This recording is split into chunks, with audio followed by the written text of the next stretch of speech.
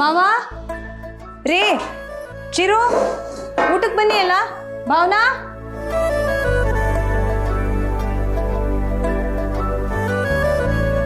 ಬನ್ನಿ ಮಾವ ಕೂತ್ಕೊಳ್ಳಿ. ಲಕ್ಷ್ಮಿ ನಂಗೆ ಬಡಿಸ್ಕೊಟ್ಬಿಡು, ರೂಮಲ್ಲಿ ಊಟ ಮಾಡ್ತೀನಿ. ಯಾಕ್ರಿ ನೀವು ಯಾವಾಗಲೂ ಎಲ್ರ ಜೊತೆ ಇಲ್ಲೇ ಕೂತ್ಕೊಂಡು ಊಟ ಮಾಡ್ತಿದ್ರಲ್ವಾ? ಅದು ನಾನು ನನ್ನ ಸ್ನೇಹಿತರ ಜೊತೆ ಮಾತಾಡ್ಕೊಂಡು ಊಟ ಮಾಡ್ತೀನಿ. ಸರಿ, ಬಡಿಸ್ಕೊಡಮ್ಮ. ಯಾಕಿವರು ಇವತ್ತು ಹೀಗೆ ನಡ್ಕೋತಿದಾರಲ್ಲ? ಯಾವತ್ತೂ ಇಲ್ಲದೆ ಇರೋದು ಹೊಸ್ದಾಗಿ.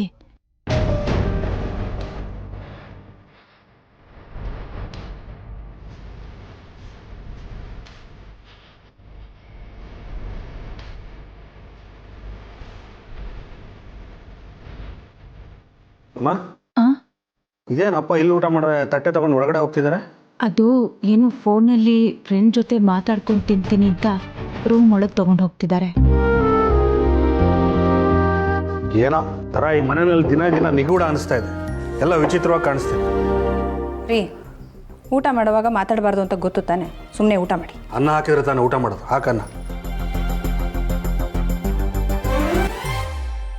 ವೀಣಾ, ಇವನಿಗೆ ಬಡಿಸ್ತಿರು, ಹಿಂದೆ ಪಾತ್ರೆ ತೊಳ್ಕೊಂಡು ಬಂದ್ಬಿಡ್ತೀನಿ. ಮತ್ತೆ ಅದನ್ನ ಆಮೇಲೆ ಮಾಡೋಣ, ಬನ್ನಿ ಊಟ ಮಾಡಿಬಿಡಿ. ಇಲ್ಲ, ನಾನು ಆಮೇಲೆ ಮಾಡ್ತೀನಿ. ಭಾವನಾ ಬಂದ್ರಾ? ಬಾ ಪುಟ್ಟಿ.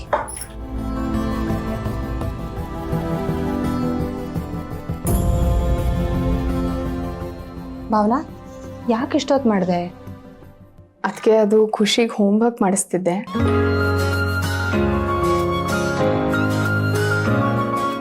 ಭಾವನಾ ಇನ್ಮೇಲೆ ಹೊತ್ತೊತ್ತಿಗೆ ಸರಿಯಾಗಿ ಊಟ ಮಾಡಬೇಕು, ಲೇಟ್ ಮಾಡಬೇಡ ಆಯ್ತಾ? ಸರಿ ಅದಕ್ಕೆ.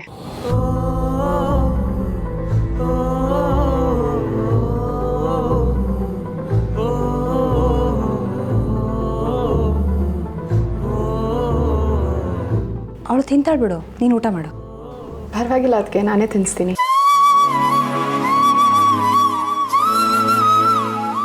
ಭಾವನಾ ಅವಳು ಊಟ ಮಾಡ್ತಾಳೆ ಬಿಡು. ನೋಡು, ಎಲ್ಲನೂ ಸಹಿಸ್ಕೋಬೇಕು ಅಂದರೆ ತುಂಬ ಶಕ್ತಿ ಬೇಕಾಗತ್ತೆ. ನೀನು ಊಟ ಮಾಡು.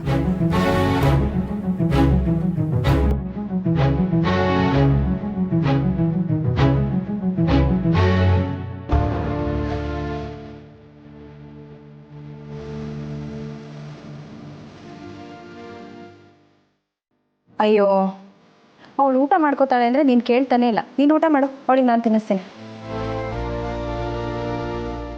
ಖುಷಿ, ನಾನು ಊಟ ಮಾಡಿಸ್ತೀನಿ, ನೀನು ಊಟ ಮಾಡು.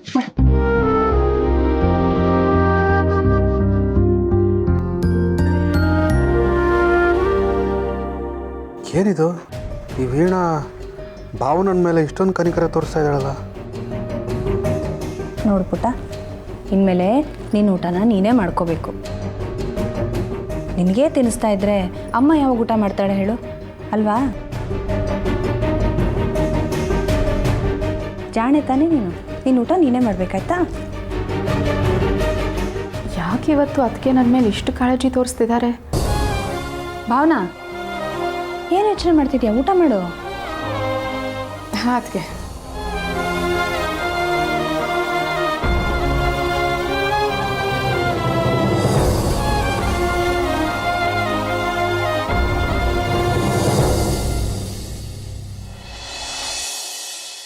ಅಕ್ಕ, ನಿನಗೆ ಹಿಂಗಾಗಿದೆ ಅಂತ ಗೊತ್ತಾದಾಗ ವೆಂಕಿ ಎಷ್ಟು ಹುಡುಕಾಡ್ದ ಗೊತ್ತಾ? ನೀ ಸಿಗ್ಲಿಲ್ವಲ್ಲ, ಅವಾಗ ಅತ್ತೆ ಬಿಟ್ಟ ಈ ವೆಂಕಿ. ಹೌದು ಕಣ್ಮಗ, ನೀನಿಲ್ಲ ಅಂತ ಗೊತ್ತಾದ್ಮೇಲೆ ವೆಂಕಿ ನನ್ನಷ್ಟೇ ಒದ್ದಾಡ್ಬಿಟ್ಟ. ನನ್ನ ಕಣ್ಣು ಕಾಣಿಸ್ತಿಲ್ಲ ಅಂದ್ರೂ ಇವನ್ ಸಂಕಟ ನನ್ಗೆ ಅರ್ಥ ಆಗ್ತಿತ್ತು ಕಣ್ಮಗ. ಮಗುನ ಕಳ್ಕೊಂಡ್ರು ತಾಯಿ ತರ ಒದ್ದಾಡ್ಬಿಟ್ಟ. ನಿನಗೋಸ್ಕರ ಅದ್ ಎಲ್ಲೆಲ್ಲಿ ಹುಡ್ಕಾಡ್ನೋ ಗೊತ್ತಿಲ್ಲ ಕಣವ. ನನ್ನ ಕಣ್ಣಿಗಿದ್ರು ನಾನು ಅಷ್ಟು ಹುಡ್ಕಾಡ್ತಿದ್ನೋ ಇಲ್ವೋ. ಇವನ್ ಸಂಕಟ ನೋಡಿ ನಾನ್ ನಿನ್ ತಾಯಿನೋ ಇಲ್ಲ ಇವನೇ ನಿನ್ ತಾಯಿನೋ ನನ್ಗೆ ಅರ್ಥವೇ ಆಗ್ಲಿಲ್ಲ ಕಣವ. ನಿನ್ನ ಅಷ್ಟು ಹಚ್ಕೊಂಡ್ಬಿಟ್ಟಿದ್ದಾನೆ ವೆಂಕಿ.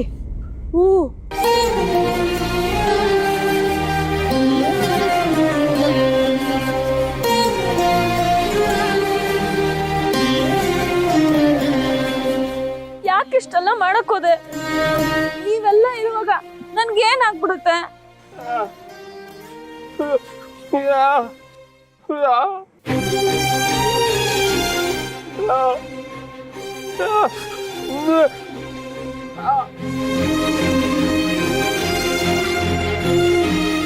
ಚೆಲ್ವಿ, ನೋಡಿದ್ಯೇನವ್ವ?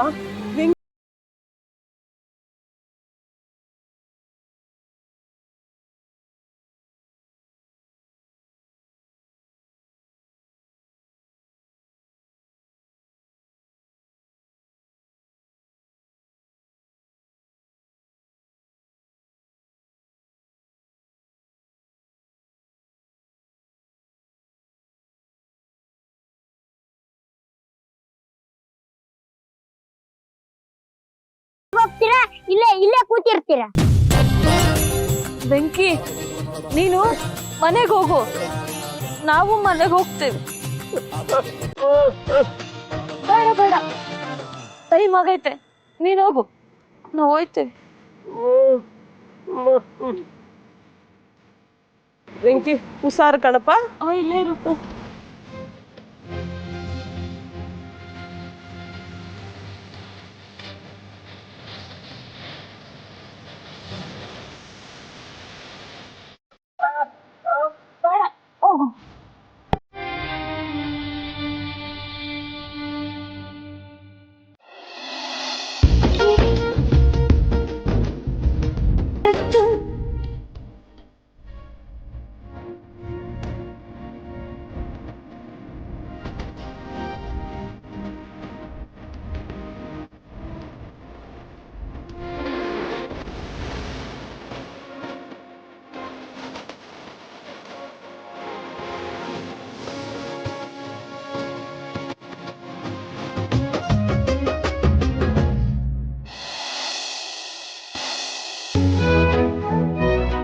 ರೀ, ಏನಿದು?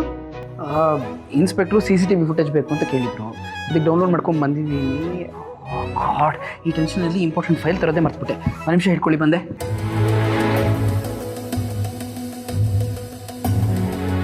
ಅಂದರೆ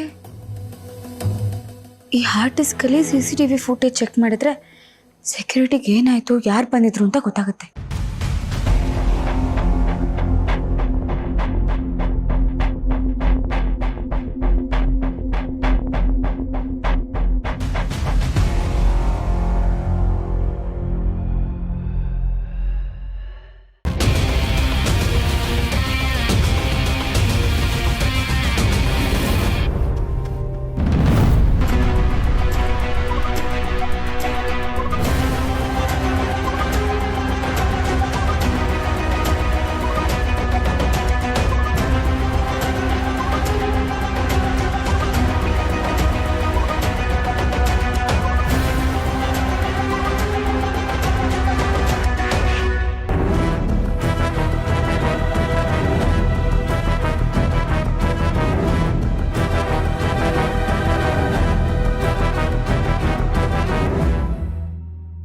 ಚಿನ್ನುಮರಿ, ಏನು ನೋಡ್ತಾ ಇದ್ದೀರಿ? ಜಿ, ಇಲ್ಲಿ ನೋಡಿ, ಇಲ್ಲಿ ಯಾರೋ ಮಾಸ್ಕ್ ಹಾಕೊಂಡು ಮನೆ ಒಳಗೆ ಬಂದಿದ್ದಾನೆ ನೋಡಿ. ಅವ್ನು ಬರೋಕ್ಕಿಂತ ಮುಂಚೆ ಸೆಕ್ಯೂರಿಟಿ ಇದ್ದಾನೆ, ಅದಾದ್ಮೇಲೆ ಇಲ್ಲ, ಕಾಣಿಸ್ತಾನೆ ಇಲ್ಲ. ಅವ್ರ ಎಂಟ್ರಿವರೆಗೂ ಎಲ್ಲ ಕ್ಲಿಯರ್ ಆಗಿದೆ, ಅದಾದ್ಮೇಲೆ ಫುಲ್ ಬ್ಲ್ಯಾಂಕ್ ಆಗಿದೆ. ಪ್ಲೀಸ್ ನೋಡಿ, ಯಾರು ಬಂದಿರ್ಬೋದು ರೀ? ನನಗೂ ಗೊತ್ತಿಲ್ಲ, ಇದನ್ನು ನಾನು ಈಗಲೇ ನೋಡ್ತಿರೋದು.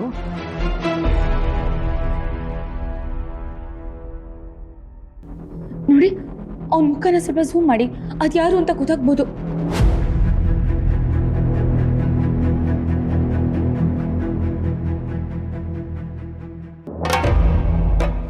ಏನ್ರಿ ಯೋಚನೆ ಮಾಡ್ತಿದ್ದೀರಾ? ಸ್ವಲ್ಪ ಝೂಮ್ ಮಾಡಿ. ಹಾಂ,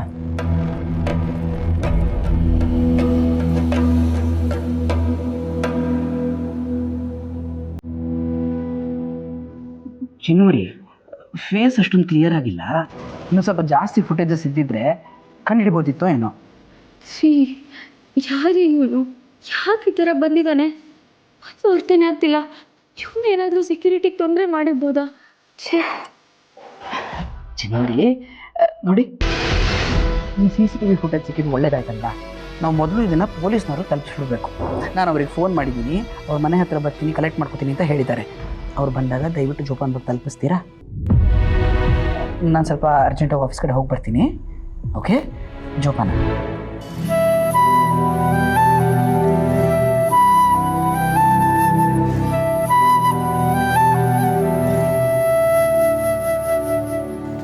ರೀ, ಆ ಸೆಕ್ಯೂರಿಟಿಗೆ ಏನು ಆಗಿರಲ್ಲ ತಾನೆ? ಆ ಮಾಸ್ಕ್ ಹಾಕೋರ್ದಂಗೆ ನೋಡ್ತಿದ್ರೆ ನನಗೆ ಭಯ ಆಗ್ತದೆ. ಒಳ್ಳೆ ರಾಕ್ಷಸನ್ ಥರ ಇದ್ದಾನೆ ಅವನು. ಅವ್ರಿಗೇನು ಆಗಿರಲ್ಲ ಅಲ್ವಾ? ಪೊಲೀಸರು ಹುಡುಕ್ತಾರೆ ತಾನೆ? ಚಿನ್ನು ಮರಿ, ಕೇಸನ್ನು ಹ್ಯಾಂಡಲ್ ಮಾಡೋಕ್ಕೆ ಪೊಲೀಸ್ನವ್ರು ಇದ್ದಾರೆ ತಾನೆ, ಅವರೆಲ್ಲ ನೋಡ್ಕೋತಾರೆ. ನೀವು ಟೆನ್ಷನ್ ಮಾಡ್ಕೋಬೇಡಿ ಪ್ಲೀಸ್.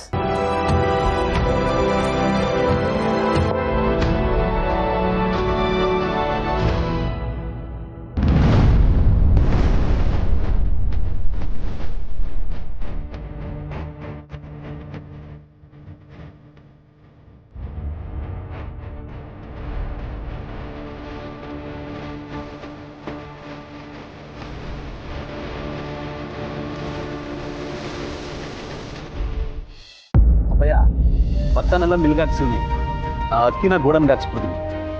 ಲೇ ಮುಳುಗೋಡ, ಈ ಸತಿ ತೆಂಗಿನಕಾಯಿನ ಮಾರ್ಕೆಟ್ಗೆ ಹಾಕೋಕೋಬೇಡ. ಆಮೇಲೆ ಈ ತೋಟದ ಲೆಕ್ಕಾಚಾರನೆಲ್ಲ ನೋಡಿಕೊಂಡು ಯಾರ್ಯಾರಿಗೆ ಎಷ್ಟೆಷ್ಟು ಪೇಮೆಂಟ್ ಕೊಡೋಕ್ಕೋ ಕೊಟ್ಬಿಡು. ಸಿದ್ದೇಗೌಡ, ನೀನು ಮುರುಗೋಡ ಜೊತೆ ಹೋಗಿ ಸ್ವಲ್ಪ ಸಹಾಯ ಮಾಡಲಾ? ಮದುವೆ ಕೆಲಸ ಅಷ್ಟೊಂದು ಇಟ್ಕೊಂಡು ನೀವು ಬೇರೆ ಯಾವ್ದು ವಿಷಯದ ಬಗ್ಗೆ ಮಾತಾಡ್ತಾ ಇದ್ದೀರಲ್ಲ? ಅದು ನನಗೆ ಗೊತ್ತಿಲ್ಲ ನಮ್ಮೆ. ಅಲ್ಲ ಕಣಮ್ಮೆ, ಮದುವೆ ಕೆಲಸ ಅದೇ ಅಂದ್ಬಿಟ್ಟು ನಾವು ಬೇರೆ ಕೆಲಸನ ಮರ್ತು ಬಿಡಕ್ಕಾಯ್ತದ? ರೀ, ಮದುವೆ ಕಾರ್ಯ ಅಂದ್ರೆ ಸುಮ್ಮನೆ ಅನ್ಕೊಂಡಿದ್ದೀರಾ? ಒಡವೆ ಮಾಡಿಸ್ಬೇಕು, ಸೀರೆ ತೆಗಿಬೇಕು, ಲಗ್ನ ಪತ್ರಿಕೆ ಪ್ರಿಂಟ್ ಮಾಡಿಸ್ಬೇಕು, ಹೇಳ್ತಾ ಹೋದ್ರೆ ದೊಡ್ಡ ಪಟ್ಟಿನೇ ಇದೆ. ಅಷ್ಟೆಲ್ಲ ಕೆಲಸ ಇದ್ರು ನೀವು ಸುಮ್ಮನೆ ಇದ್ದೀರಲ್ಲ? ಅಲ್ಲ ಕಣಮ್ಮೆ, ನಾನೇನು ಸುಮ್ಮನೆ ಕೂತಿಲ್ಲ. ನಾಳೆ 10 ತಾರೀಕೆ ಲಗ್ನ ಪತ್ರಿಕೆ ತಂದು ಕೂಡ ಕೇಳಿವ್ನಿ. ಅವ್ರ ಪತ್ರಿಕೆ ತಂದು ಕೊಟ್ಮೇಲೆ ನಾವು ಕೆಲಸ ಶುರು ಹಚ್ಕೊಳ್ಳೋಣ ಅಂತ ಅನ್ಕೊಂಡಿದೀವಿ. ಅಲ್ವಲ್ಲ ಮರುಗೋಡ? ಹ್ಞೂ ಕಣಪ್ಪಯ್ಯ. ಅವ್ವ, ನೀವೇನು ತಲೆ ಕೆಡಿಸ್ಕೊಬಿಡಿ ಕಣವ, ಎಲ್ಲ ನಾವು ಇದೀವಲ್ಲ, ನೋಡ್ಕತೀವಿ. ಟೆನ್ಷನ್ ಮಾಡ್ಕೊಬಿಡಿ, ಆರಾಮಾಗಿರಿ. ಮದುವೆ ಕಾರ್ಯ ಅಂದಮೇಲೆ ಟೆನ್ಷನ್ ಆಗದೆ ಇರುತ್ತೆ ಮಗನೇ. ಇಂಥ ಸಮಯದಲ್ಲಿ ಅತ್ತೆ ಇದ್ದಿದ್ರೆ ಎಷ್ಟೋ ಸಹಾಯ ಆಗ್ತಿತ್ತು. ರೀ, ಅವ್ರು ಎಲ್ಲಿದ್ದಾರೆ ಅಂತ ಕೇಳಿದ್ರಾ? ಯಾವಾಗ ಬರ್ತಾರೆ ಅಂತ ತಿಳ್ಕೊಂಡ್ರಾ? ಕಣಮ್ಮೆ, ನಮ್ಮ ಅವ್ವಂಗೆ ಫೋನ್ ಮಾಡಿದ್ದೆ. ಮದುವೆ ಇನ್ನು 10 ದಿನ ಅದೇ ಅನ್ನಂಗೆ ಬರ್ತಾರಂತೆ. ಅಷ್ಟರೊಳಗೆ ನಮ್ದು ಅರ್ಧ ಕೆಲಸನೇ ಮುಗಿದೋಗಿರ್ತದೆ. ಅವ್ರು ಬಂದ ಮೇಲೆ ಶಾಸ್ತ್ರ ಸಂಪ್ರದಾಯನೆಲ್ಲ ನೋಡ್ಕೋತಾರೆ. ಅದಕ್ಕೆ ನಾವು ನಾಳೆಯಿಂದನೇ ಕೆಲಸ ಶುರು ಹಚ್ಕೊಂಡ್ಬಿಡ್ತೀವಿ. ನಾಳೆಯಿಂದನಾ? ಇರಿ, ನೀನು ಅಲ್ಲಿ ಕ್ಯಾಲೆಂಡರ್ ತಗೊಂಬಮ್ಮ.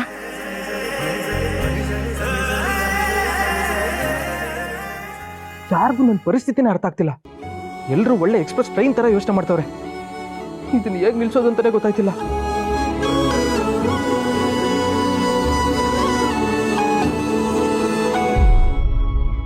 ನೋಡಿದ್ರಲ್ಲ ಮರುಗೋಡ, ನಮ್ಮವ್ವ ಇಲ್ಲ ಅಂತ ನಿಮ್ಮವ್ವನೇ ಎಲ್ಲ ಕೆಲಸ ಶುರು ಹಚ್ಕೊಂಡ್ಬಿಟ್ಟವಳೆ. ನಮ್ಮ ಅತ್ತೆ ಜೊತೆ ಇಷ್ಟು ವರ್ಷ ಇದ್ಮೇಲೆ ಇಷ್ಟು ಕಲ್ತ್ಕೊಳ್ದೆ ಇದ್ರೆ ಹಾಗೆ ಹೇಳಿ?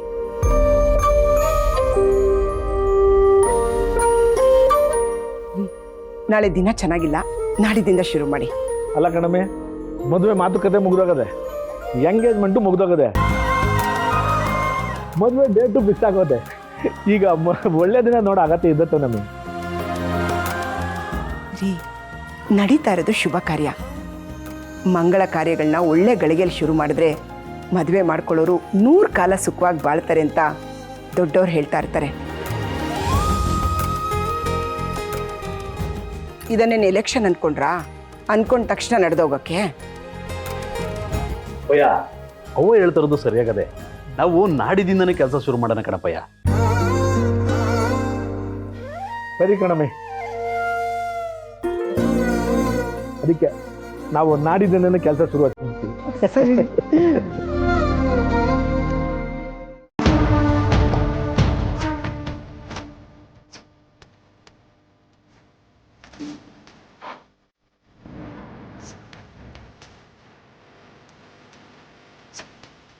ಸದ್ಯ ಒಂದ್ ದಿವಸ ಟೈಮ್ ಸಿಕ್ಕದೆ, ಅಷ್ಟ್ರಲ್ಲಿ ನಾನು ಏನಾದ್ರು ಮಾಡ್ಬೇಕು. ಅಮ್ಮ, ಅಮ್ಮ,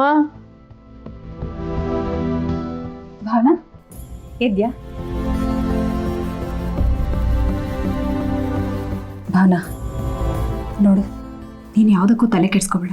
ನೀನಂಥ ತಾಯಿ ಮನಸ್ಸಿರೋಳಿಗೆ ಆ ದೇವರು ಯಾವತ್ತೂ ಅನ್ಯಾಯ ಮಾಡಲ್ಲ. ನಿನಗೊಂದು ಸ್ವಲ್ಪ ನೋವಾದರೂ ಅತ್ತೆ ಒಂಚೂರು ಸಹಿಸ್ಕೊಳ್ಳೋದಿಲ್ಲ. ಅಂಥದ್ರಲ್ಲಿ ಇಷ್ಟು ದೊಡ್ಡ ಅನ್ಯಾಯ ಆಗಿದೆ. ಇಷ್ಟು ದಿನದಿಂದ ಅತ್ತೆ ಅದನ್ನೆಲ್ಲ ಹೇಗೆ ಸಹಿಸ್ಕೊಂಡಿದ್ದಾರೋ ಹೇಳಿ. ಇರಲಿ ಬಿಡು, ಇದಕ್ಕೆಲ್ಲ ಒಂದು ದಿವಸ ನ್ಯಾಯ ಸಿಕ್ಕೇ ಸಿಗುತ್ತೆ. ಹಂಗ ನೀನು ಮಾತ್ರ ಯಾವುದಕ್ಕೂ ಕೂಗಬೇಡ. ನಾವೆಲ್ಲ ನಿನ್ನ ಜೊತೆ ಇದ್ದೀವಿ. ಏನರ ಎದುರುಬೇಡ. ಆದಷ್ಟು ನಗ್ನಾಗ್ತಾ ಇರೋದಕ್ಕೆ ಪ್ರಯತ್ನ ಪಡು. ನಿನ್ನ ಮನಸ್ಸಲ್ಲಿ ಏನಾದರೂ ಭಾರ ಇದ್ದರೆ ನನ್ನ ಜೊತೆ ಹಂಚ್ಕೊ. ನಾನಿದ್ದೀನಿ. ನನ್ನನ್ನು ಬರೀ ಅತ್ತಿಗೆ ಅಂತ ಅನ್ಕೋಬೇಡ, ಇನ್ನೊಬ್ಬ ತಾಯಿ ಅಂತ ತಿಳ್ಕೊ. ಸರಿನಾ? ಹಾಂ ಅದಕ್ಕೆ ಹೋಗು. ನೀನು ಹೋಗಿ ಮುಖ ತೊಳ್ಕೊಂಡು ಬಾ, ನಾನು ಕಾಫಿ ತರ್ತೀನಿ.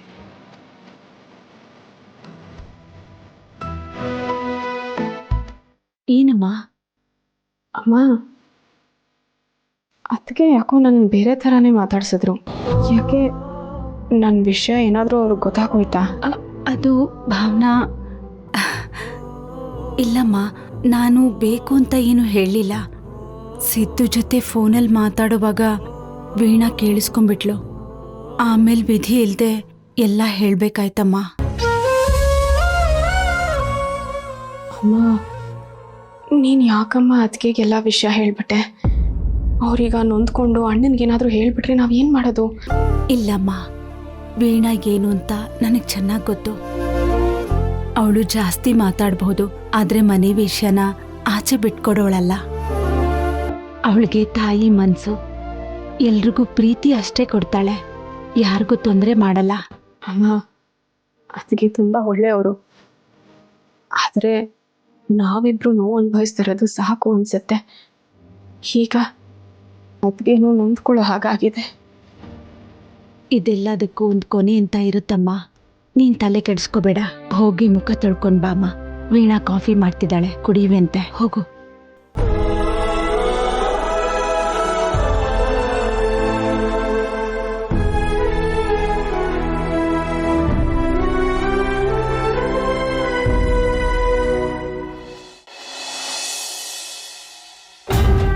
ಬಂಗಾರಿ, ಸಿದ್ದು ಪೂರ್ವಿ ಮದುವೆ ಆಗುತ್ತೆ ಅಂತ ಅನಿಸ್ತಿದ್ಯಾ?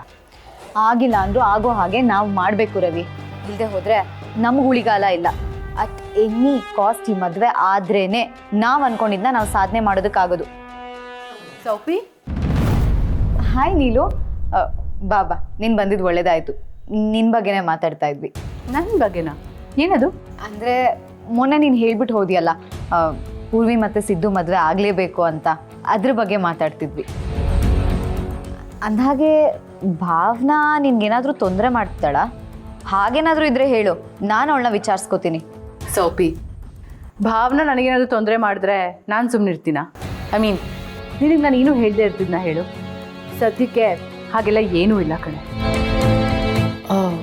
ಮತ್ತೆ ಸಿದ್ದು ಭಾವನಾನ ಪ್ರೀತಿ ಮಾಡ್ತಾ ಇರೋ ವಿಚಾರ ನನಗೆ ಗೊತ್ತಿದೆ ಅನ್ನೋದನ್ನ ನೀನೆಲ್ಲೂ ತೋರಿಸ್ಕೊಳಕ್ಕೆ ಹೋಗಬೇಡ. ನಾನು ಹೇಳೋವರೆಗೂ ನೀನು ಯಾವ ಸ್ಟೆಪ್ಸು ತೊಗೊಳಕ್ಕೆ ಹೋಗಬೇಡ. ಇಲ್ಲ ಇಲ್ಲ, ನೀನು ಹೇಳೋವರೆಗೂ ನಾನು ಯಾವುದೇ ಸ್ಟೆಪ್ಸು ತೊಗೊಳ್ಳಲ್ಲ. ನೀನು ಇಷ್ಟೆಲ್ಲ ಹೇಳ್ತಿದ್ಯಾ ಅಂದಮೇಲೆ ಡೆಫಿನೆಟ್ಲಿ ಅಲ್ಲಿ ಏನೋ ಒಂದು ಅರ್ಥ ಇದ್ದೇ ಇರುತ್ತೆ. ಮದುವೆ ಪ್ರಿಪ್ರೇಷನ್ಸ್ ಎಲ್ಲ ನಿಮ್ಮ ಮನೇಲಿ ಶುರುವಾಯ್ತಾ? ಎಲ್ಲಾನು ಜೋರಾಗೆ ನಡೀತಾ ಇದೆ ಕಣೆ. ಇನ್ನೇನು ಇನ್ವಿಟೇಷನ್ಸ್ ಬರುತ್ತೆ, ಆಮೇಲೆ ಅದನ್ನು ಎಲ್ರಿಗೂ ಹಂಚಕ್ಕೆ ಶುರು ಮಾಡ್ತಾರೆ. ಸೌಪಿ, ಈ ಎಲ್ಲ ಮದುವೆ ಕಾರ್ಯಗಳು ನಡಿಬೇಕಾದ್ರೆ ನೀನು ಅಲ್ಲೇ ಇರಬೇಕು ಕಣೆ. ಯಾಕೆ ಅಂತಂದರೆ ಈ ಎರಡು ಕುಟುಂಬಗಳು ಒಂದಾಗೋದಕ್ಕೆ ಆ್ಯಂಡ್ ಈ ಎರಡು ಕುಟುಂಬಗಳು ಸಂಬಂಧಿಕರಾಗೋದಕ್ಕೆ ನೀನೇ ಕಾರಣ. ಶ್ಯೂರ್ ಕಣೆ, ನಾವಿಬ್ಬರೂ ಬರ್ತೀವಿ. ಮನೇಲಿ ತುಂಬ ಕೆಲಸ ಇದೆ, ನಾನಿನ್ನು ಹೊರಡ್ತೀನಿ. ಸರಿ, ಬಾಯ್.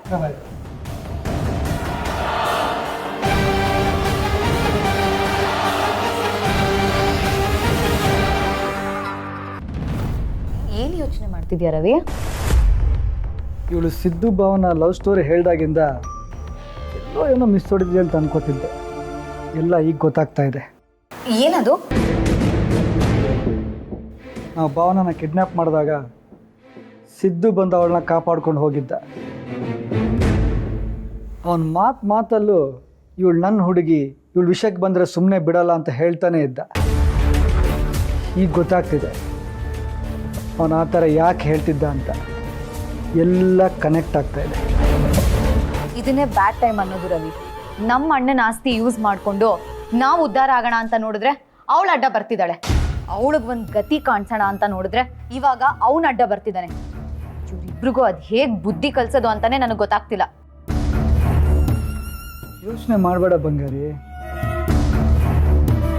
ಸಿದ್ದು ಭಾವನನ ದೂರ ಮಾಡೋಕ್ಕೆ ನನ್ನ ಹತ್ರ ಒಂದು ಅಸ್ತ್ರ ಇದೆ. ಟೈಮ್ ಬಂದಾಗ ಅದನ್ನು ಬಿಡ್ತೇನೆ.